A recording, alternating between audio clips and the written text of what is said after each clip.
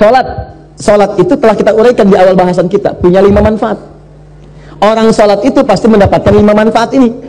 Jadi kalau orang sholat tidak mendapatkan 5 ini, atau 1 di antara 5, berarti sholatnya ada yang tidak tepat.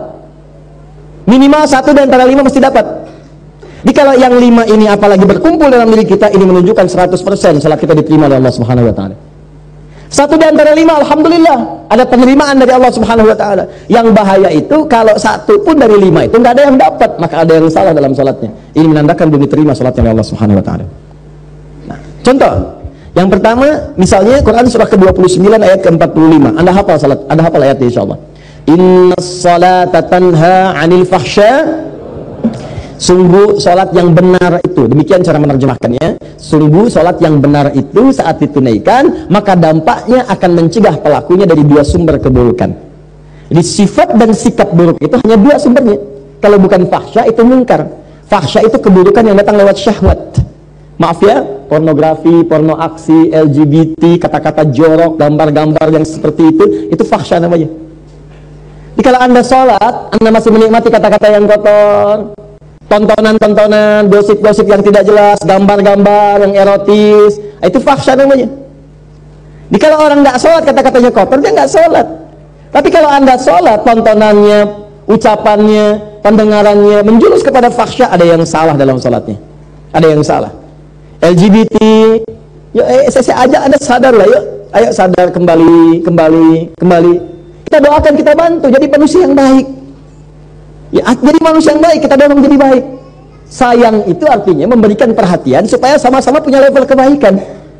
Jadi kalau merasa kurang baik, jangan dipertahankan keburukan itu. Maaf ya, cuman setan yang mempertahankan keburukan. Karena beda manusia dengan setan salah, nggak kenal benar. Karena itu setan salah, nggak mau tobat. Kalau manusia itu salah dan tobat. Jadi kalau ada manusia salah nggak mau tobat, patut dipertanyakan dia manusia apa bukan. Itu rumusnya. Adam itu manusia, salah, turun kalimat tobat. Quran surah 2 ayat 37. Tobat, diucapkan kalimat tobat. Quran surah 7 ayat 23. Begitu diucapkan, diterima tobatnya. Fatalaqa Adam min rabbi kalimatin fataba alaihi. Apa kalimatnya? Rabbana zalamna anfusana wa illam taghfir lana wa tarhamna lanakunanna minal. Begitu diucapkan, diterima tobat. Setan salah, diberi kesempatan tobat. Quran surah 7 ayat ke-12. Kata Allah, ma mana'aka alla tasjuda idza amartuk. Hei kamu setan, kamu salah, saya perintahkan nggak mau sujud. Kenapa nggak mau sujud? Itu kan perintah saya. Itu kalimat kesempatan tobat nggak diambil. Apa jawabannya? Ana khairun minhu, khalaqtani min nar wa khalaqtahu min tin. Saya lebih hebat daripada Adam. Saya diciptakan dari api, dia dari tanah, nggak level. Dari api harus sujud kepada yang tanah. Marah Allah. Allah fakhrus, keluar kamu, keluar. Nah, jadi setan itu diminta tobat, diajak baik, nggak mau. Kalau manusia itu beda, diajak baik jadi baik. Ya, jadi kalau Anda misalnya mendapati keluarga, teman, kawan, kemudian dia salah, diajak untuk jadi baik, nggak mau, itu tandanya bukan.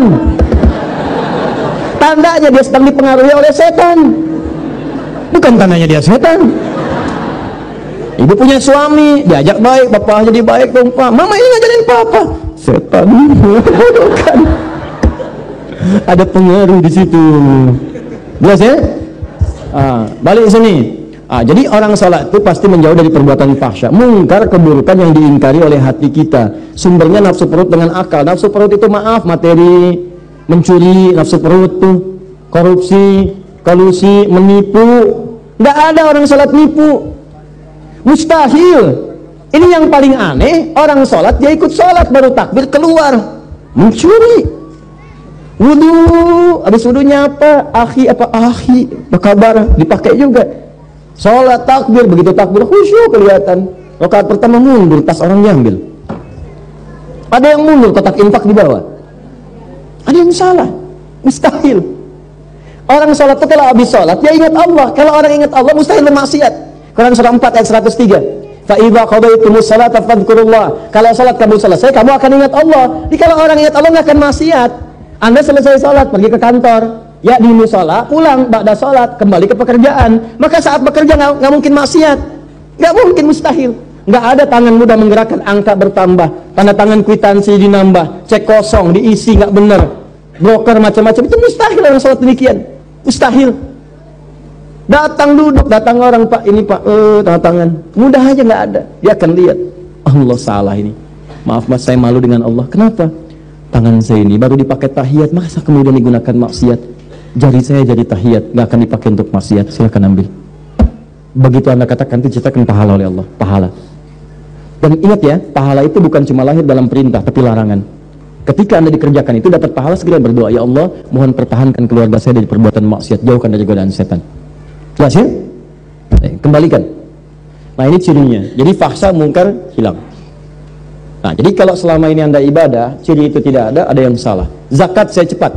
Zakat itu ciri penerimaannya jika ada perasaan dalam hati kita sudah tidak loba lagi dengan harta.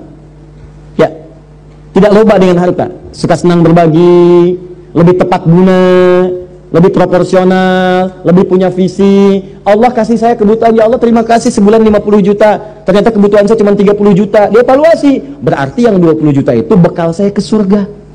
Maka turunlah Quran surah ke-28 ayat 77, paling kiri sebelah bawah.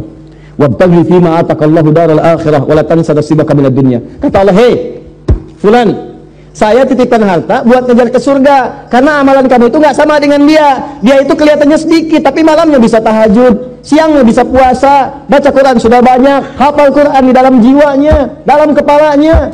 Kamu ini saya berikan harta lebih, karena tahajud gak bangun-bangun, baca Quran belum mampu, hafal Quran pun di luar kepala, masih di luar, belum masuk. Saya berikan tambahan harta supaya nyusul amalan dia, diberikanlah harta berlimpah.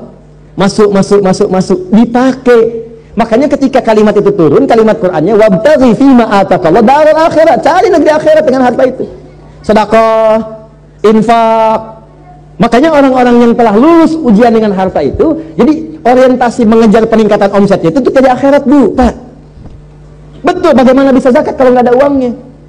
Bagaimana bisa bersedekah kalau nggak ada uangnya? Setiap kita punya peluang, teman-teman, kalau bisa ya punya visi.